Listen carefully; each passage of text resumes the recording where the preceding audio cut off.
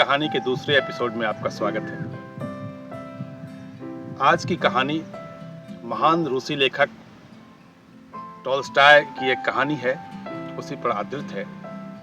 उम्मीद है कि आपको यह कहानी भी बहुत अच्छी लगेगी, पसंद आएगी।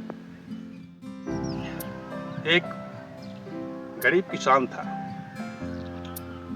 एक दिन की बात है, उसके दरवाजे पर एक संत आए।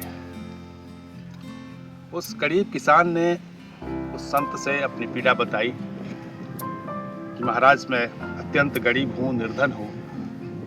दिन को खाता हूँ तो रात की चिंता रहती है, रात को खाता हूँ तो सुबह की चिंता रहती है।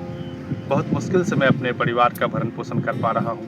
बहुत मुश्किल में मेरी ज़िंदगी पड़ी है। कुछ उपाय बताइए ताकि मेरी यह दरिद्रता, मेरी यह गरीबी दूर हो सके। किसान की बात सुन करके उस महात्मा ने, संत ने कहा कि एक ऐसा देश है जहां बहुत ही उपजाऊ जमीन अफराद पड़ी हुई है। सैकड़ों एकड़ जमीन, हजारों एकड़ भूमि यूं ही पड़ी हुई है और वह अत्यंत उपजाऊ है। वह सोना उगलने वाली जमीन है। तुम वहीं चले जाओ और फिर वहां तुम्हारी गरीबी दूर हो जाएगी। संत की बात सुनकर वह किसान बहुत प्रसन्न हुआ और अगले ही दिन वह उस देश में पहुंच गया जहां हजारों एकड़ जमीन यूं ही पड़ी हुई थी। उस जमीन की मिट्टी को देखने से ऐसा लग रहा था कि वह अत्यंत उपजाऊ है और सोना उगलने वाली जमीन थी।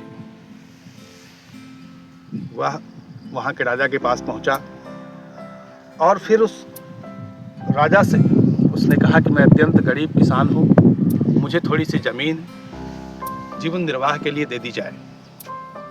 उस राजा ने कहा कि ठीक है, थोड़ी सी क्या, तुम जितनी ज़मीन चाहो तुम्हें मिल सकती है। तुम प्रातः निकलो, उस भूमि पर पहुँचो और जितनी जमीन तुम अपने पैरों से नाप सको उतनी जमीन तुम्हारी हो जाएगी। किसान की प्रसन्नता का ठिकाना नहीं था। किसान बहुत खुश हुआ, लेकिन फिर राजा ने कहा कि एक शर्त है, और शर्त यह है कि तुम जिस प्रारंभ बिंदु से जमीन को नापना शुरू करो,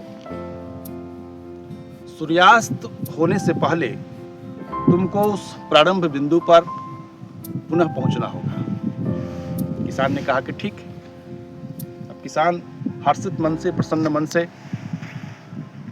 रात भर इसी चिंता में रहा, यही सोच बुन में रहा। न ढंग से खाया न पिया, और बस उसे तो सुबह का इंतजार था, सूर्योदय होने का इंतजार था। सूर्योदय हुआ। राज्य के कुछ कर्मचारी उसके साथ लगा दिए गए और एक प्रारंभ बिंदु तय किया गया, एक रेखा खींची गई और फिर वहां से किसान ने चलना शुरू किया। उस प्रारंभ बिंदु से चलना प्रारंभ करता है और फिर वह चलता जाता है इस उत्साह में कि उसकी गरीबी, उसकी दरिद्रता अब दूर होने वाली है। और वो बस चला जा रहा है, अपने पैरों से जमीन नापता जा रहा है। और इस तरह उसने सैकड़ों एकड़ जमीन अपने पैरों से नाप ली। और इस क्रम में सूरज भी उसके सर पर चढ़ाया है, लेकिन उस किसान को लगता है कि थोड़ी सी ज़मीन और नाप लूँ, क्योंकि बस आज का ही मौका है, जितनी ज़मीन हो सके नाप लूँ। लोभ में वह आगे बढ़ रहा है और आगे बढ़ता जाता है। दो चार कदम और चल लूँ, इसी सोच से कुछ ज़मीन और नाप लूँ, इस सोच से वह आगे बढ़ रहा है। इस तरह सूरज बिल्कुल अब अस्ताचल की ओर गति करने लगा है। तब किसान को होश आया कि वापस भी तो लौटना है, हमें प्रारंभ बिंदु पर पहुंचना है। वह किसान वहां से तेजी से चलना प्रारंभ करता है ताकि उस प्रारंभ बिंदु तक पहुंच सके, लेकिन प्रारंभ बिंदु अभी भी बहुत दूर है। वह अभी भी उसकी आंखों से ओझल है। किसान और तेज चलता है, और तेज चलता है। इस प्रकार सूरज भी ढलने ढलने को है।